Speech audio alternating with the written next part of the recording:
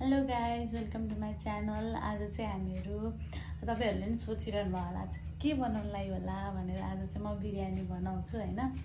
अनि कस्तो हुन्छ हेरिदिनु होला। मैले बनाएको के बिग्रिए पनि हुनसक्छ होइन, बिग्रिन्छ पनि होला, भनिदिनु होला, फिडब्याकमा कमेन्ट गरिदिनु होला यस्तो भएन उस्तो भएन भनेर है। अनि म चाहिँ आज बनाउन गइरहेको छु है। I hope you will like.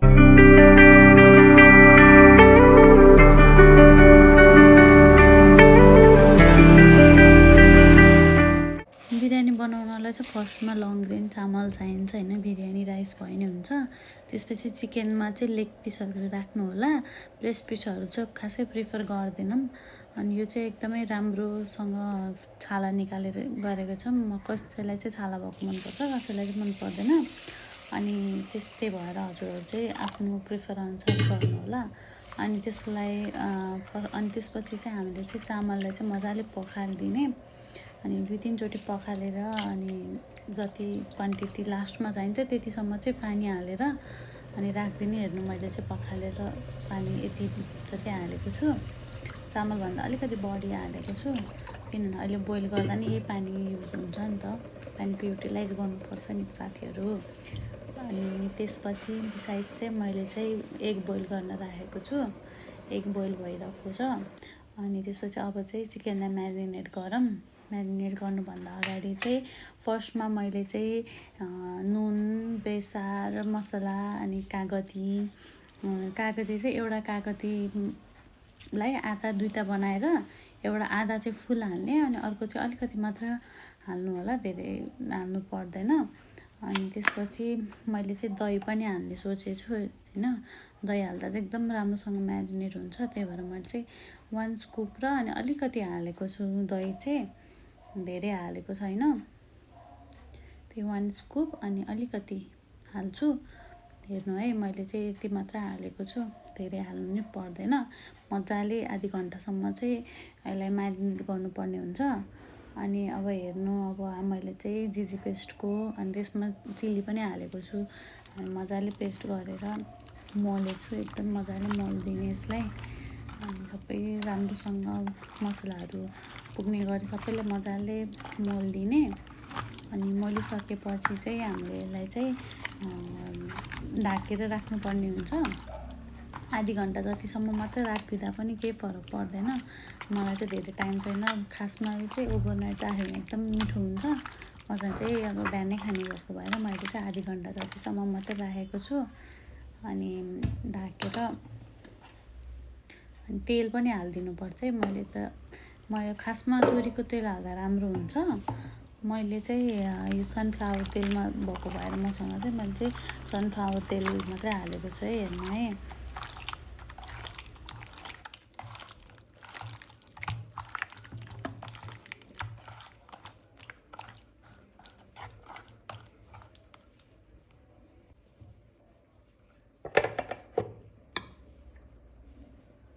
अब चाहिँ त्यो बोइल भएको अन्डालाई चाहिँ मैले चाहिँ त्यति चाहिँ टाइमको युटिलाइज गर्नलाई चाहिँ मैले चाहिँ एगहरू चाहिँ सेल चाहिँ निकालिदिएँ यसरी।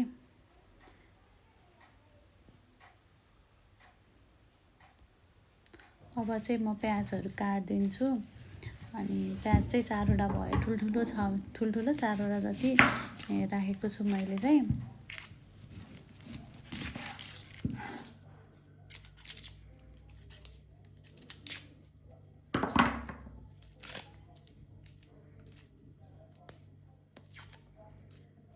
तपाईँहरूले प्याज काट्दा चाहिँ यसरी लामो लामो गरेर काट्नुभयो भने राम्रो हुन्छ। अनि अब मिनवाइल म चाहिँ अब त्यो ब्राउनवाला प्याज बनाइदिन्छु, त्यो बिरयानीको टपमा राख्छ होइन। अनि त्यसको लागि एउटा प्यान बसाल्ने, त्यसमा तेल हालिदिने थोरै। अनि मजाले तेल तातेपछि चाहिँ प्याज हालिदिने।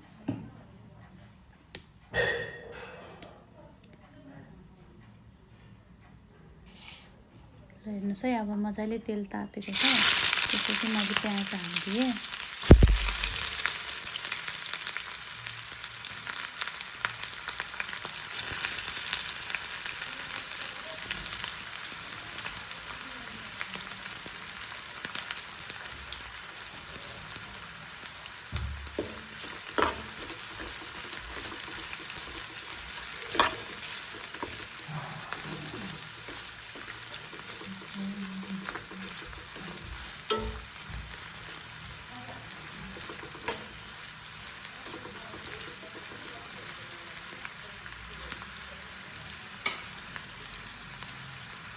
प्याजलाई चाहिँ एकदम ब्राउन हुने गरी क्रिस्पी हुने गरी बनाउनुपर्छ। यो अझै भएको छैन।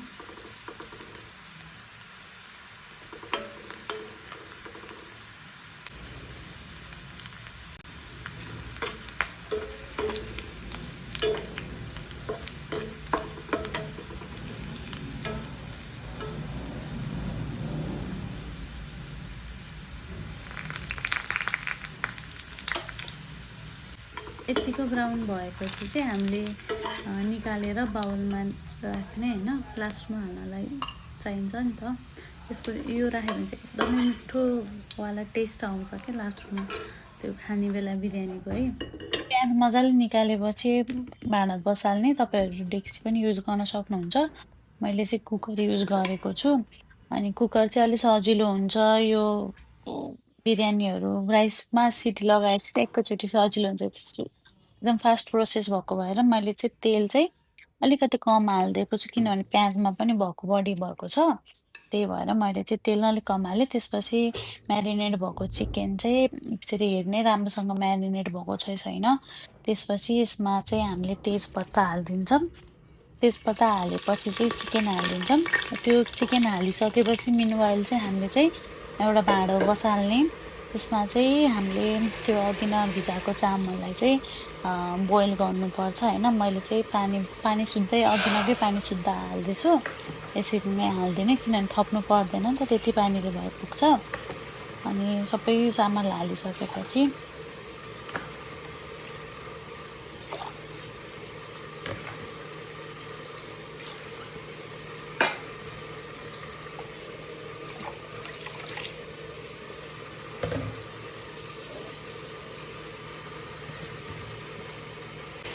अब तपाईँहरू देख्न सक्नुहुन्छ मैले सबै चिकन हालिसकेपछि चाहिँ यसरी मजाले चलाउनु पर्छ। मैले एक हातले चलाउनु अप्ठ्यारो भएर मैले चाहिँ चलाइनँ, अलिक आफै चलाउँछु भिडियो अफ गरेर है। अनि पानीलाई नै हेर्दै गर्ने, धेरै उमाल्नु नै हुँदैन। त्यसपछि एकैछिनपछि यस्तो हुन्छ। यसलाई चाहिँ धेरै चलायो भने चाहिँ सबै मासु निस्किन्छ नि त, त्यही भएर मैले धेरै चलाउँदिनँ। अनि नुन चाहिँ अलिक कम छ जस्तो लाग्यो, मैले चाहिँ नुन अलिकति थप्थेँ। अनि मसला हालिदिएको छु अलिकति, जिरा मसला होइन, जिरा धनिया सबै मिक्स भएको मसला हो यो चाहिँ होइन। अनि त्यसपछि यसलाई हालिसकेपछि मजाले हालिसकेपछि चाहिँ यसलाई चाहिँ ढाकिदिनुपर्छ, किनभने त्यसको मसलाको स्वाद स्मेल चाहिँ राम्रोसँग आउँछ क्या ढाक्यो भने। अनि त्यही ढकुन्जेल त्यो चाहिँ मैले चाहिँ यो ल्वाङ, सुकमेल, अलैँची हालेको मिक्स गरेछु। मिक्स गरेपछि चाहिँ हालिदिन्छु एकछिनमा। हेर्नु कति राम्रोसँग यसो रातो रातो भएपछि चाहिँ चलाइदिने। मैले हातले चलाउनु अप्ठ्यारो भएर मैले देखाइनँ चलाएर चाहिँ। त्यसपछि मैले उयो हालिदिएँ ल्वाङ सुकमेल। ल्वाङ सुकमेल हालेपछि बल्ल प्याज हालेको छु है मैले। प्याज चाहिँ चाँडै हाल्यो भने चाहिँ डढ्छ क्या। अनि त्यही भएर चाहिँ मासु अलिअलि पाक्न आँटेपछि चाहिँ प्याज हालिदिने, टमाटरहरू। अनि त्यसपछि टमाटर काट्न रेडी गर्ने। अनि चामल चाहिँ हेर्नु है, यसरी बोइल दिइसकेपछि चाहिँ बोइल दिनुभन्दा अगाडि एकचोटि चलाउने, अनि एकचोटि बोइल दिइसकेपछि चाहिँ निकालिदिने। धेरै धेरै बेर पकाउनु नि हुँदैन, फेरि हामीले बिरयानीको मासुसँग पनि फेरि पकाउँछौँ नि त, त्यही भएर हामीले धेरै पकाउनु पर्दैन। अनि यो भएपछि बन्द गरिदिने ग्यास। अनि त्यसपछि निकालेर एउटा सेपरेट भाँडामा राखिदिने। अनि हेर्नु है, अब सबै बोइल भइसकेपछि चाहिँ यस्तो भएको छ। अनि मैले चाहिँ निकालेर अर्को सेपरेट भाँडामा राखिदिन्छु।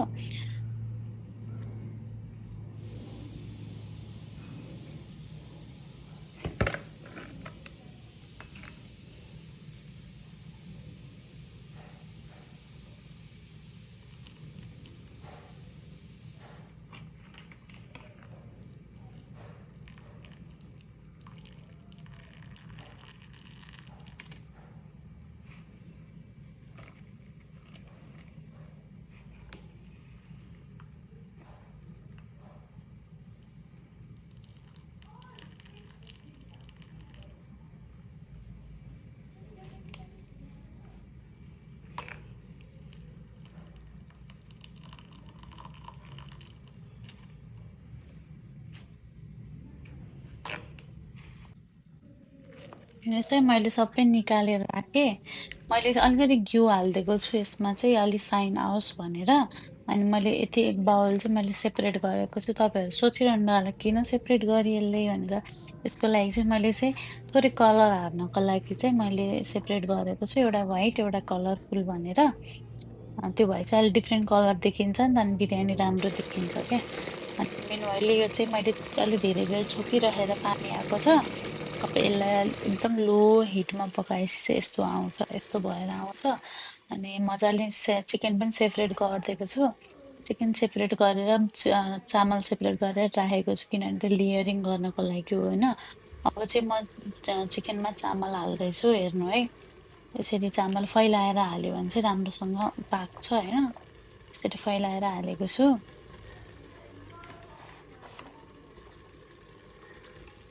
यो चाहिँ व्हाइटवाला भयो। त्यसपछि चाहिँ मैले कलर भएकोवाला हाल्ने छु।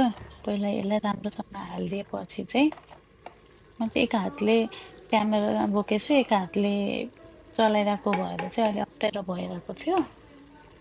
त्यही भएर मैले भिडियो काट्दै हालेको। यसरी हेर्नु है। मजाले यसरी फैलाएर राखेपछि मैले कलर हालेँ, अरेन्ज कलरको युज गरेछु।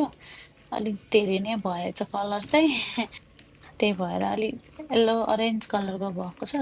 ठिकै छ, केही छैन। अर्को चाहिँ कलर हालेको छैन नि त। त्यही भएर तपाईँहरू चाहिँ थोरै हाल्नु होला है। मैले चाहिँ अलिक धेरै हालेछु है। अनि त्यसपछि चिकन हालिदिने। यसलाई चाहिँ तपाईँहरू लेयरिङ नगरिकन बनाउँदा पनि हुन्छ होइन। मैले चाहिँ लेयरिङ गरेर बनाएको अलिक मिठो हुन्छ जस्तो लागेको थियो किनभने मासु र यो चाहिँ सबैतिर चाहिँ फर्स्ट बसोस् भनेर हो है चामलसित। अब हेर्नु है, अब म यो चिकन हालेपछि चाहिँ कलर भएकोवाला चाहिँ राइस हालिदिन्छु। धेरै नै रातो भएछ है कलर चाहिँ।